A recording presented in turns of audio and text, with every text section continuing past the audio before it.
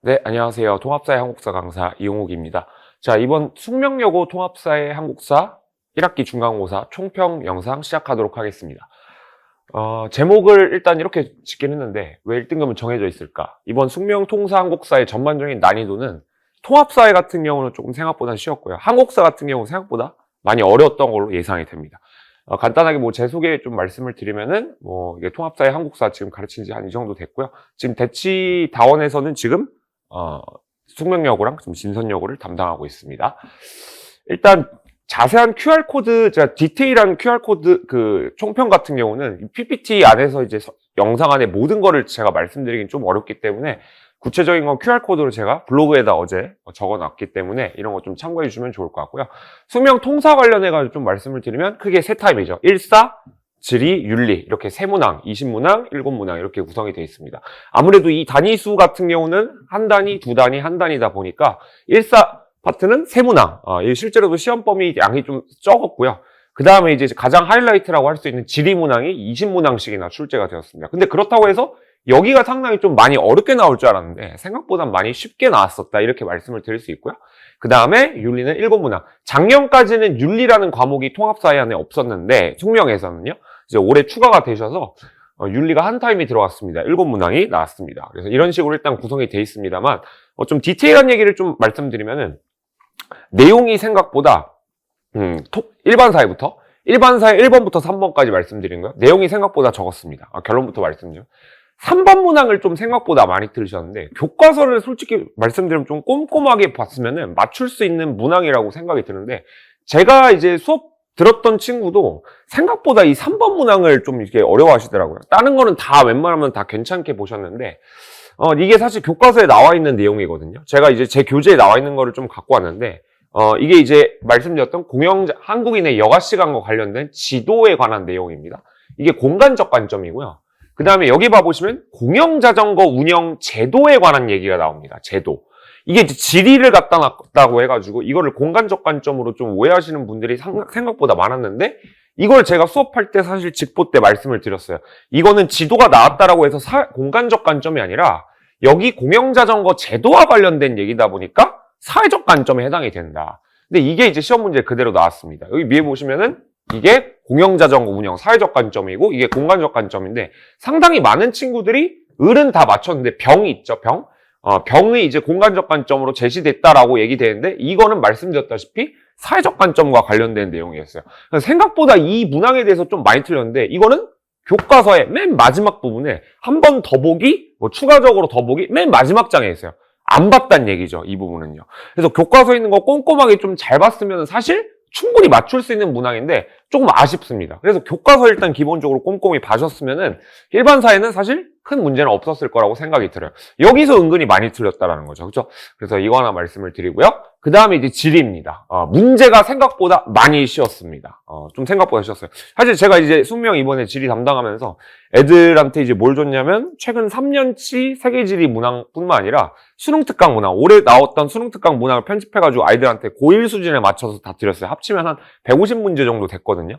근데 그거는 사실 이 150문제 푸는 게 문제 하나하나 풀 때마다 어떤 생각이 드냐면 굉장히 어렵다고, 좀 어렵고 약간 좀 고민을 많이 해야 되는 문항이 많이 나왔어요. 많이 있었거든요. 그래서 생각보다 사실 좀 많이 그런 트레이닝을 좀 많이 시켜요. 약간 수학 문제를 많이 푸는 듯한 느낌을 좀 들어야 되는 게 사실 이 기후 파트거든요. 세계지리가.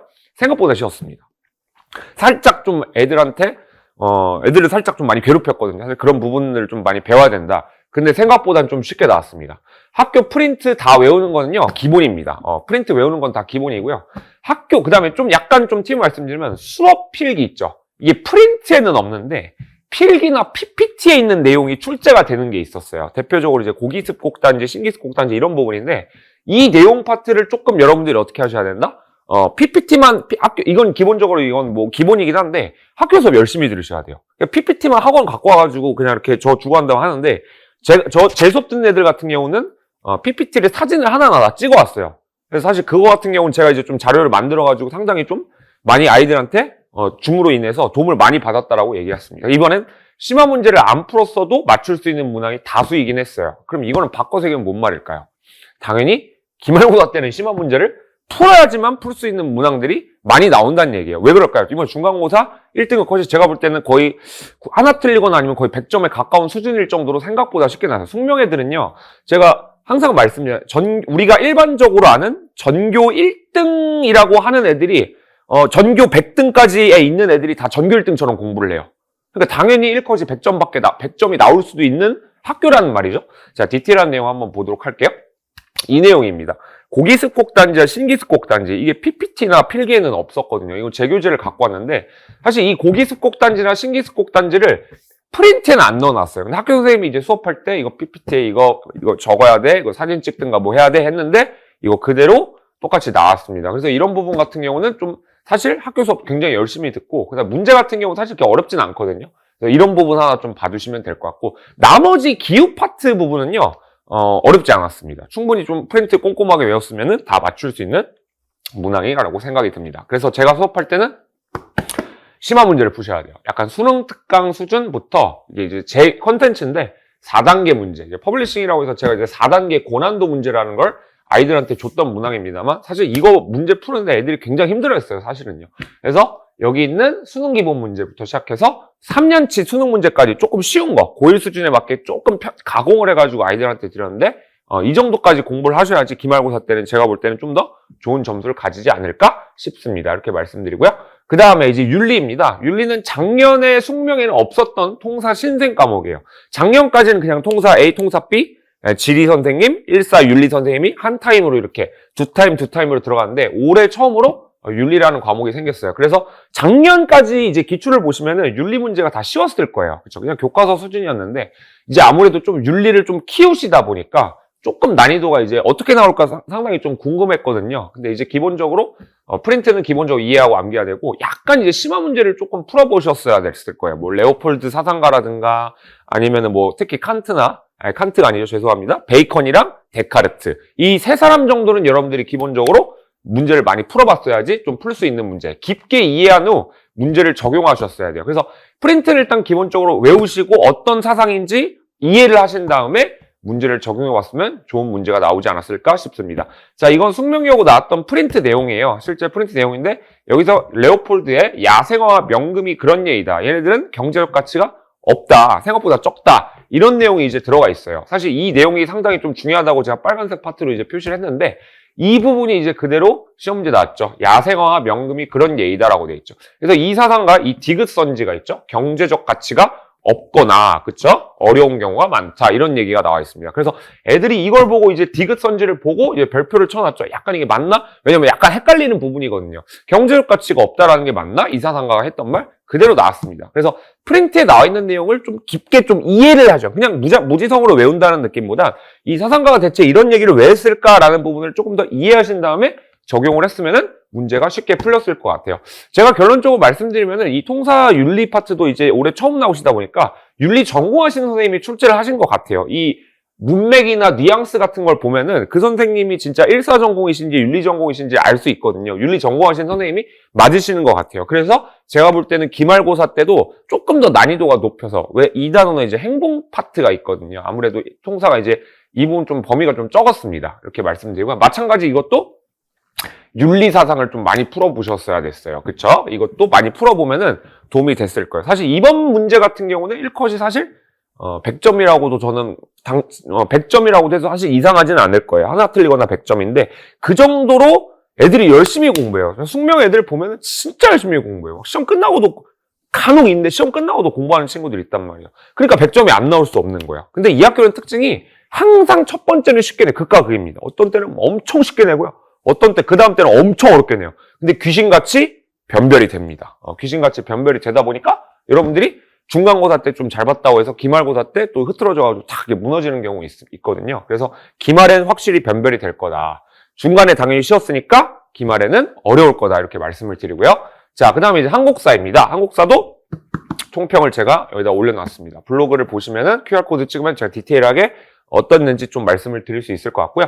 난이도는 기본적으로 많이 어려웠습니다. 상입니다. 진짜 어려웠어요. 제가 풀어도 상당히 아이들이 어렵겠구나라고 느끼는데, 정치사 8, 고려사, 전기정치사, 그 다음에 후기정치사, 이렇게 구성이 되어 있습니다만, 이 조선전기 정치사 파트에서 외부 사료가 상당히 많이 나왔어요. 자, 이 내용은 좀 몇 가지만 보도록 할게요.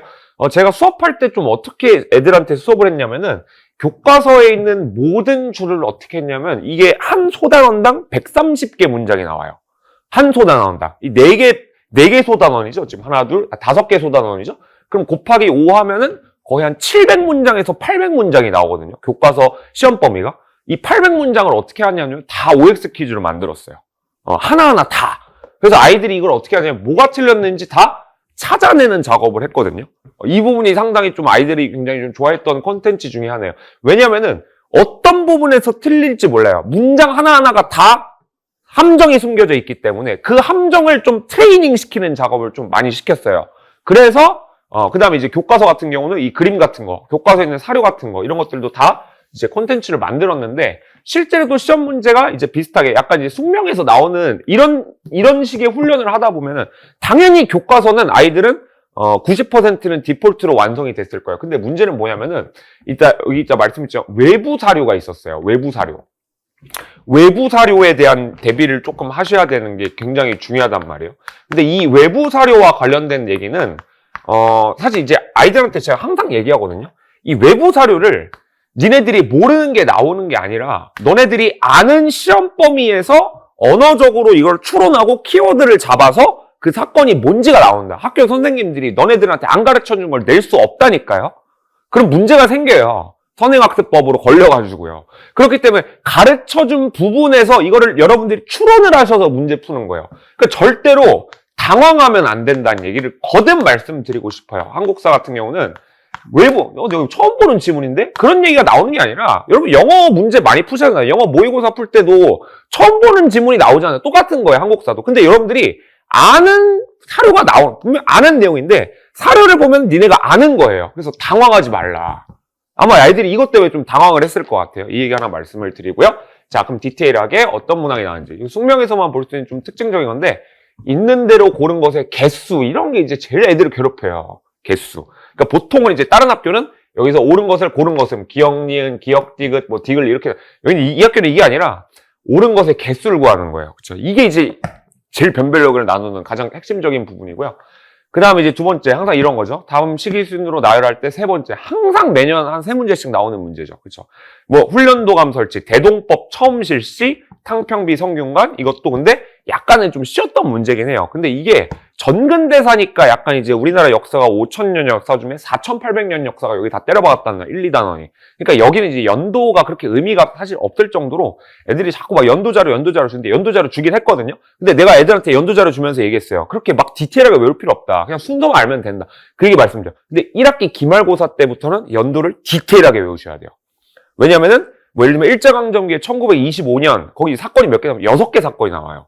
근데 여기는 기껏 해봤자 1392년 조선건국 이런 거 하나밖에 안 나온단 말이에요.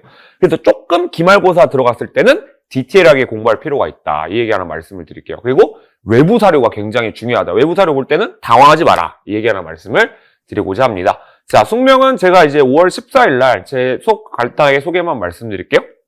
목요일 날 5시부터 8시 반까지 수업을 진행하고 있고요.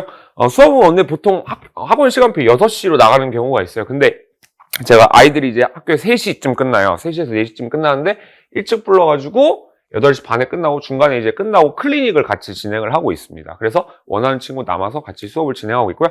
매주 수업 제가 아이들이 이제 수요일마다 제가 한국사 중수업을 하고 있습니다. 굉장히 반응이 좀 좋습니다. 그래서 그 주 배웠던 거 다시 한번 리마인드 시키는 작업을 하고 있으니까 여러분들 많이 참여 부탁드리고요. 제 수업 이번에 수업 들었던 친구는 둘 다 이번에 수업 들었던 친구 통합사 한국사 둘 다 1등급이 나올 가능성이 굉장히 높았어요. 이번에 둘 다 1등급도 났고 한 친구는 둘 다 1등급이 나올 가능성이 상당히 높았습니다. 그래서 여러분들이 좀 많이 수업을 많이 수강하셔가지고 좋은 점수 얻어가셨으면은 좋을 것 같습니다. 시험 치느라 너무 고생 많으셨고요. 우리 남은 그렇다고 중간고사 때 조금 살짝 쉬고 이제 기말고사 때는 어떻게 하냐? 그때부터 달릴 때부터는 또 이제 새로운 마음가짐으로 다시 시작하셨으면 좋을 것 같아요. 너무 못 봤다고 해서 상심하지 마시고요. 어차피 등급은요. 계속 물어보는데 중간고사 등급 어떻게 나올 것 같아요? 항상 물어봐요. 물론 중간고사 잘 보면 좋겠지만은 여러분 아시겠지만 수행평가랑 기말고사 합쳐가지고 1학기 때 합쳐서 등급이 나오기 때문에 너무 상심하지 마시고요. 잘 본 친구들은 또 긴장감 너무 제가 항상 경계하는 건 자만하지 마라. 자만하지 마라. 밑에 있는 애들 또 치고 올라온다. 그 얘기 항상 말씀드리니까 그 점 좀 알아두시면 좋을 것 같습니다. 자, 지금까지 통합사회 한국사 이용욱 강사였습니다. 감사합니다.